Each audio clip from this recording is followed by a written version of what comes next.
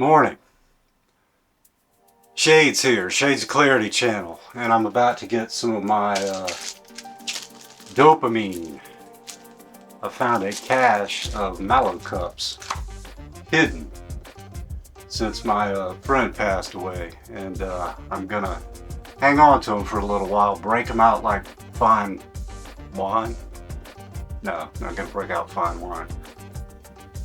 I'm using a different lens, so I'm not using autofocus, so I'm going to have to stay pretty still using the Canon EF 1.4 50mm, the Nifty 50 as it's called. What I want to talk about today is something you may have never even heard of. THIQ. What is that? Totally hip, intrinsically quiet nerd like myself? Nah, not quite. THIQ stands for Tetrahydroisoquinoline, and it is a compound that's found in the brain of alcoholics, and it's also found in the brains, it can be found in the brains of people who consume alcohol. Now, there was a study that was done back in the 70s by this woman who was a cancer research scientist in Houston, Texas. She would go out prowling the streets with the police in the morning to find winos that had passed out or died the night before to use to collect their bodies, to use their, she needed fresh brains for cancer research. And what she found out is she told some of her the emergency room doctors that happened to be there, I think over lunch in the cafeteria, they were talking about, she wanted to know why these alcoholics were also heroin addicts. And they looked at her like she was crazy. They're like, lady, these are hobos, these are bums. They've been on site, they don't have the money for heroin. Because I don't think in an autopsy morphine would show up, because heroin is turned to morphine in the brain. So a person that overdoses on heroin, their autopsy is going to show up as having morphine in it. So there wasn't any of that, but this THIQ was in the brain. So it started getting the wheels spinning. You know, like, what in the hell's going on? These bums, you know, and the reason that the THIQ, she brought that up, was THIQ had been found in the brains of heroin addicts. And that's how she made that connection. But they hadn't been using heroin. So how did the THIQ get there? Well, she dug a little deeper and found out through processes that when alcohol is metabolized, it reaches that level, the second level, when it's turned into acetaldehyde. And the acetaldehyde and the alcohol create the THIQ, and it doesn't go away. It's permanently in your brain, which is interesting. And she did some more research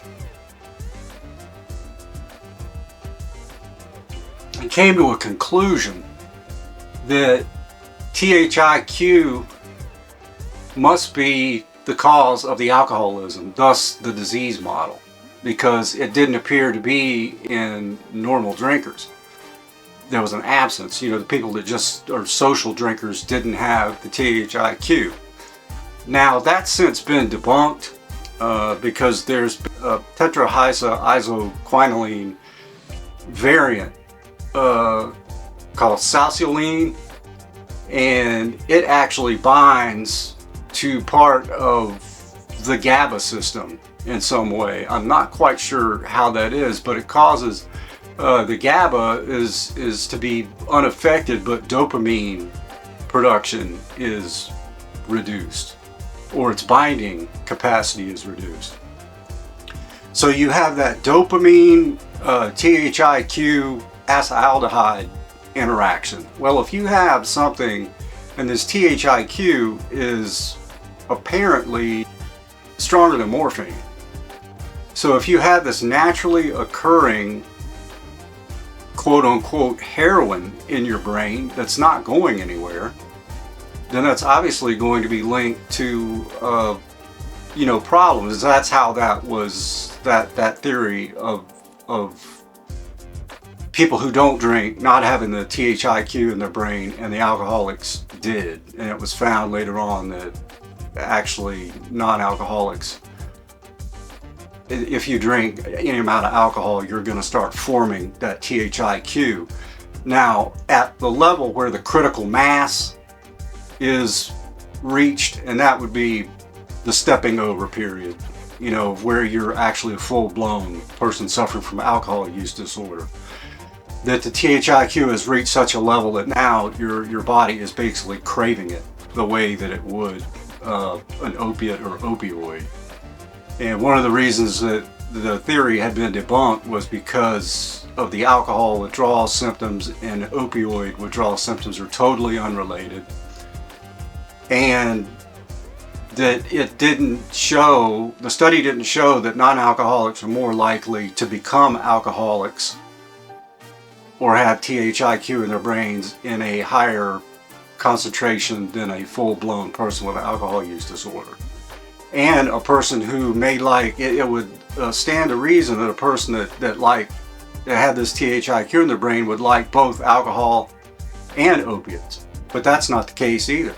You may like opiates and not alcohol, or you like opiates and you don't like alcohol, vice versa. So that theory later on in the 90s, I think, was disproved. But they did some strange studies with THIQ, because it's been around since the mid 1900s where they knew about it. And post World War II, they were looking for I guess a stronger pain reliever, kind of like what the Nazis were doing with methadone.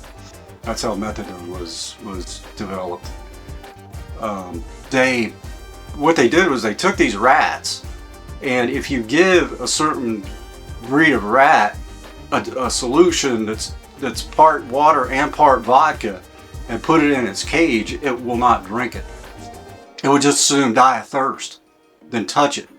But what they did was they injected small amounts of THIQ in the rat's brains, and as it accumulated, the rat developed an affinity and would drink the alcohol, the vodka, and the water.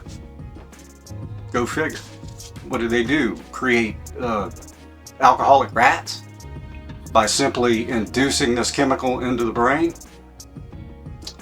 Your guess is as good as mine. They also did this with, the study that I read was fairly old. They used apes. It said apes in the study, and I'm assuming chimpanzees, because they're the closest, I guess, primate to the human being when they're doing testing like that. And they injected the THIQ into the brains of these chimps. And like the rats, they showed, they wanted the alcohol before they didn't care too much for it, or maybe tasted it and, no, I don't want that shit, get it away from me. But they did eventually, end up alcoholics. So they created these alcoholic chimps. It's pretty interesting. When I first became aware of this study, I was doing time at a treatment center, and we had a really good counselor who was also a neurobiologist.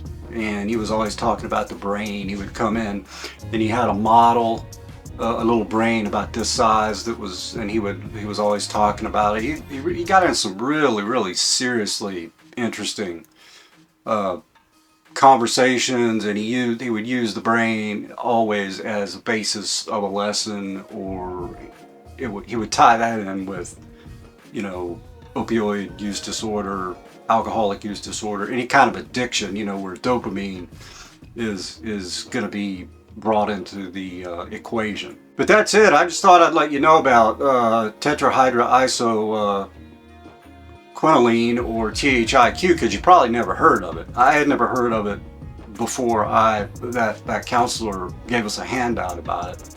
And remember, if you like my content, if you've been enjoying it, please subscribe. Helps the algorithm. I've had a lot of fun times doing it, met a lot of good people, like the circle. You know who you people are. And check out some other related videos, some of my content. Let me know down in the comments what you think about this stuff. I love interacting with you guys. But as always, Stay tuned.